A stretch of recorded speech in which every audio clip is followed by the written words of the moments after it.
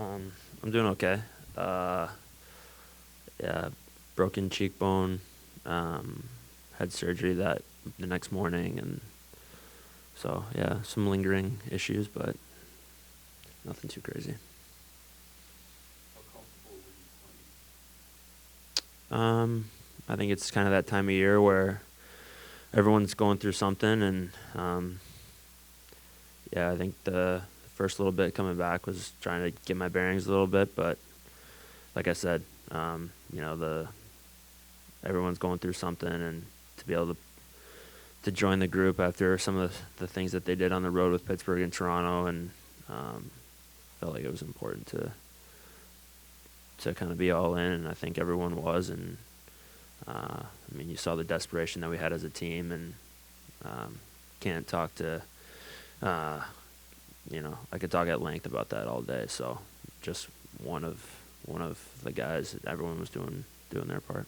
What would you look back on your year with and your performance when your first year were coming in off the surgery, so that there was kind of catching up with just having had a full season and coming off a healthy start. Yeah, I think still trying to kind of figure out, you know, my performance. I think there was, really good stretches and stretches where maybe I didn't love my game as much. I think, role wise, it kind of changed from, last year kind of being a little bit more offensive to this year, kind of playing against the other team's top line, especially down the stretch here, um, in a checking capacity, and not a lot of power play. So, I mean, I always wish, I think every guy always wants to produce more. I think obviously I can, but yeah, my focus, with the way that the lines and all the roles shook out, that was kind of what they needed from me. And I felt like, especially when me, Ross, and Fish were going, we were playing well, we were producing, and we were playing against the other team's top line, and those were a lot of the games that we won down the stretches when we were doing that. So, yeah, I think there's more to my game offensively, but that wasn't really asked of me this year, and so you kind of just gotta, um, do what's asked of you, and uh, felt like did a decent job, especially down the stretch.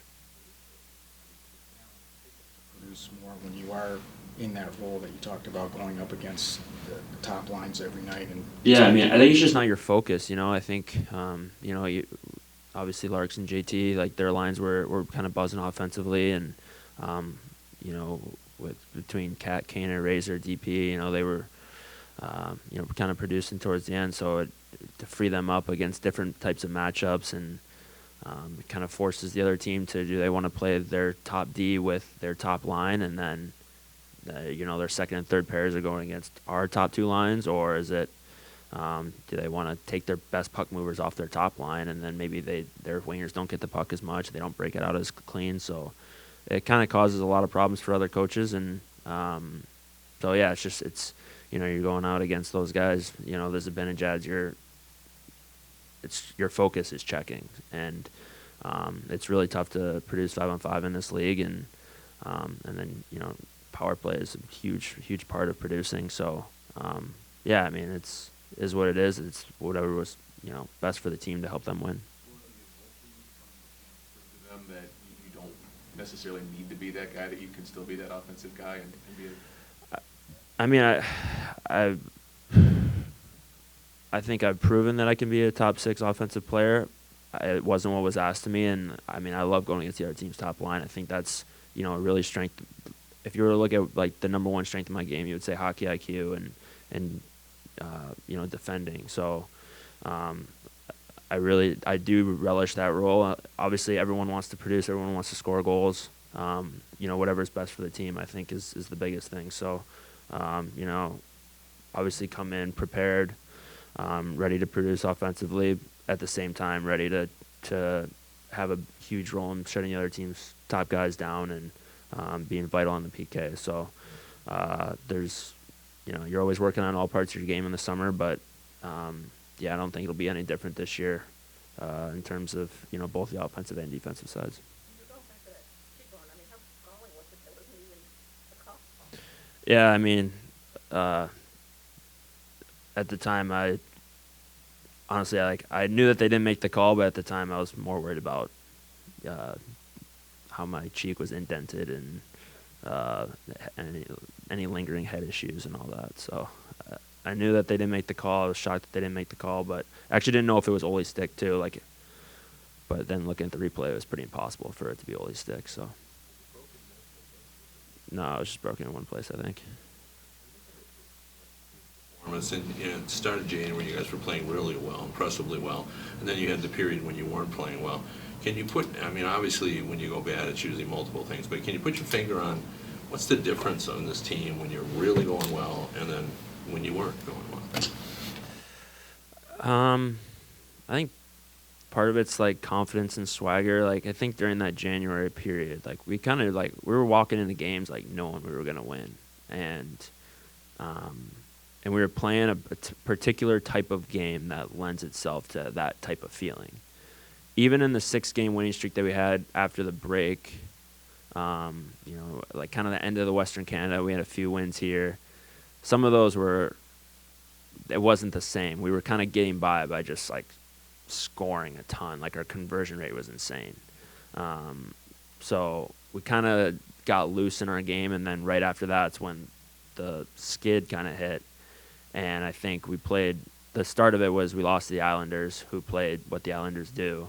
And we were like, okay, like that's a little bit more playoff hockey. Like, are we prepared for that? And then we lost to Florida, and we lost Larks, and then we just kind of like lost confidence in what we had done, because we knew that 6-game win streak right before that wasn't really a sustainable brand of hockey, and we were trying to get back to that January winning streak brand, and we kind of just lost it for a minute there, lost a little bit of confidence, and then we were playing really good teams, and it can snowball fast. So,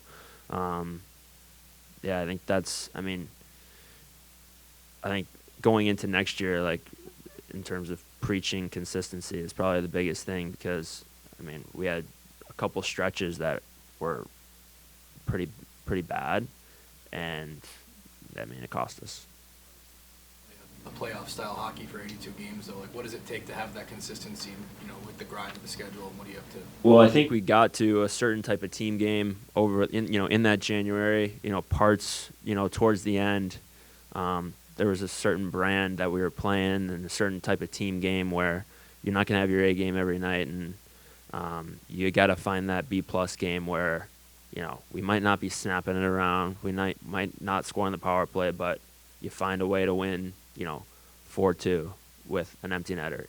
Like those types of games where we don't make egregious mistakes. The mindset is always the same. You're not necessarily feeling it, but you're not really giving the other team a lot either. And that's kind of when that's how, teams get to 110 points. Like you're not going to snap it around every night. So I think that's going to be the biggest thing. It's just finding that B+ game from, October, November. Like it's going to happen where you're not really feeling it that night as a team, and pucks are bouncing and not everything's sharp, but at the same time you can still check, still kill penalties, you win big face-offs, you get a couple greasy goals, and all of a sudden it's 2-2, and get the it's that B+ game is going to be the most important thing for us to find. It didn't end exactly the way you want it to, right? But there were some really meaningful games down the stretch, and you've been in situations like that, but a lot of your younger teammates haven't been. How valuable can that last month or so of hockey be heading into next season? Yeah, big time. In a certain way,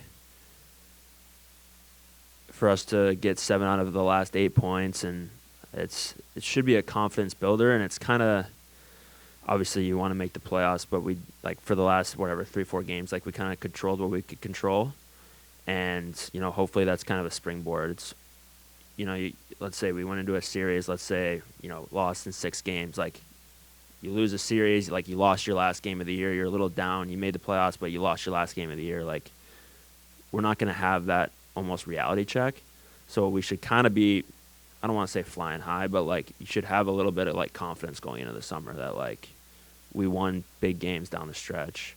Obviously, you could go back for how many ever losses we had. Like, there's so many missed opportunities, but you can't really dwell on that at this point. There should be some swagger and confidence coming into training camp next year for sure. kind of soften the blow? Like, you guys did everything you could, and No, just it took doesn't your cap soften the off to blow watch because it. there's 82 games and there's 40 games where we didn't get 2 points. So, like I said, you can nitpick all day. I'm sure you guys have, to be honest with you. But at this point, like, that's kind of like what I said about that B-plus game. Like, you got to find that early and rely on that when the team's not feeling it and you're back-to-back and you're going into Florida. Like, that's how you have a chance to win. Signed here, obviously you knew there was going to be multi-steps with this. Did you see the progress that was kind of you guys needed to start taking this year? For sure, I think, like I talked about with that team game, I think that really kind of started to ramp up, and there was really good points in the second half of the season. I think individually from certain players, I don't really need to talk. Like, you guys see it, you see the Raymond. I mean, Lark's not that he's not really at that age where he continue to take steps, but he still is, and just in his mindset and leadership, like, you see it every day, like how hard he works. Mo, I mean, all the young guys I think took massive. Simon coming down, like playing in the AHL all year and then playing as big a minutes as he did. So in terms of the youth and all that, like, you see steps taken like crazy. And I think the way that our team was in the locker room and off the ice this year too was another massive step. So yeah, I think there's a lot of progress. There's a lot to be excited about, and looking forward to seeing that, over the course of the next year. When Dylan's out for that stretch, I'm sure, how do you guys look at that? Because that's a stretch where obviously coincided with the losing streak. Is it something where that's something you've learned from? You're more critical of yourself? Like, how do you guys look at that stretch when Dylan was out and coincided with some of those? It kind of coincided with some loss of swagger and confidence right before that. So, I mean, I don't think it's a secret he's our best player. So, but also in Winnipeg, Mark Scheifele was our best player, and we went 13-1-2 without him for a stretch. So we kind of couldn't find our footing at the same time and so that was kind of a perfect storm. But I mean, like, he is massive in the lineup. But with that said, like, we should be able to handle any one player loss and not lose 7 in a row. So, yeah, I mean, it was.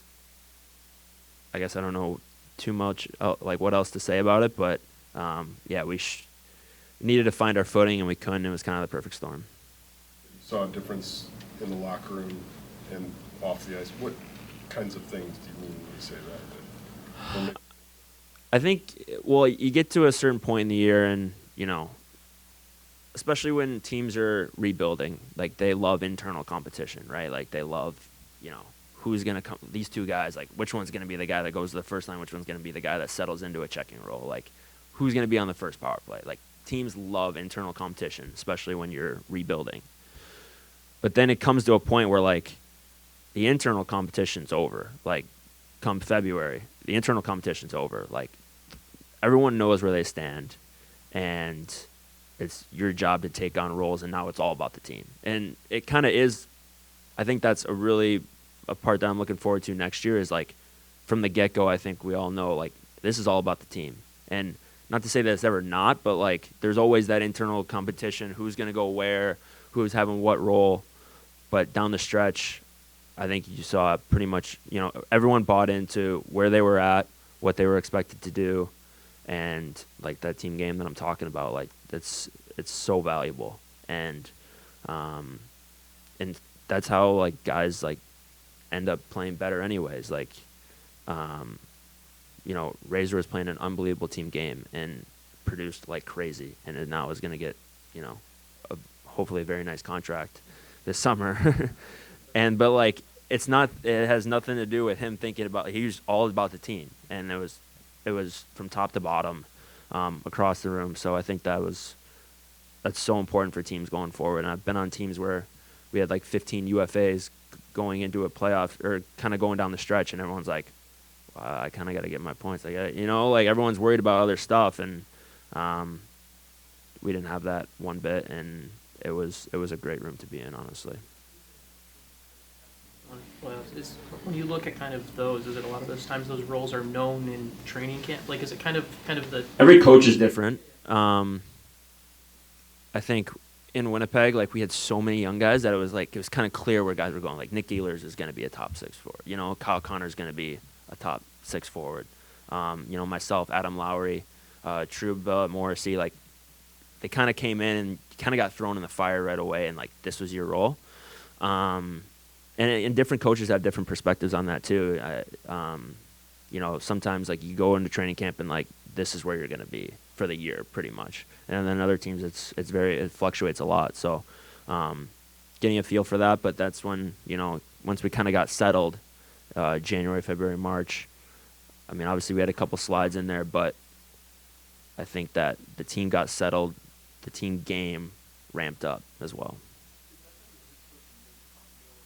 Rated by the fact that you're playing high stakes games down the stretch, or is it still an option if that weren't the case? It definitely gets. It probably, because you're playing such important games, like you have to do what you're asked to do. You know, like,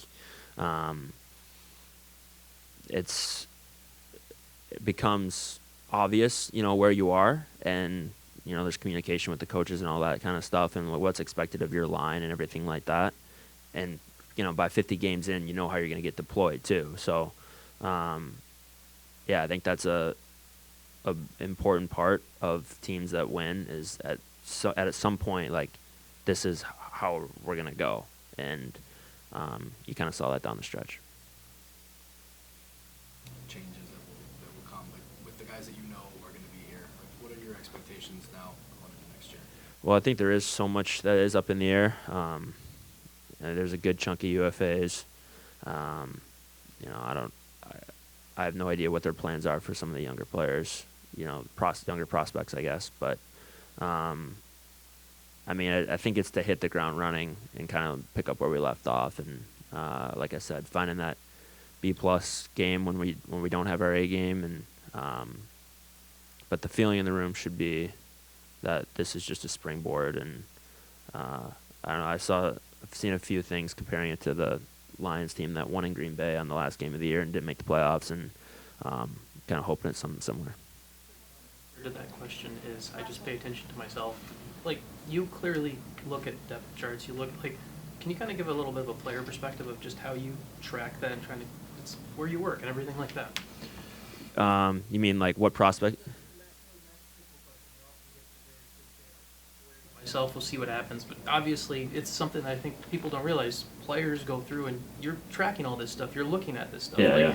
Like, I mean, I know it's not a great question, but, like, give a little bit of insight to this is something that you try to keep track of, right? Oh, for sure. I mean, it's your life. Like, season ended, and, like, obviously, you know, everyone was planning on making playoffs, and, like, you're walking out of the rink in Montreal, I'm like, what the hell? Like, who am I right now? You know, like, what do I do tomorrow? What do I do in 2 days? And, like, so you're so wrapped up in this. Just, I guess, to give a little context on, like, how important all this is, like, we know. But, like, I guess you know, there's so many guys that are UFAs that we just don't know if they're going to, and obviously that's not my decision, but, I mean, it's definitely things you think about, and definitely, in the back, it's more in the back of your head when it's you. That's, like, necessarily, like, the contract's ending. But yeah, I mean, you're going to watch playoff games, you're going to watch, you know, you're going to see things you like, things you don't like, and things you want to, you know, not even necessarily players, but just, like, things about people's game, or about certain teams' games that you really like and you want to bring here. And so you're always learning. I mean, individually too, like, you're going to skate with certain players, and you're like, oh, he's really good at that. Like, I need to get better at that. So yeah, it's always a constant evolution of thinking about the game.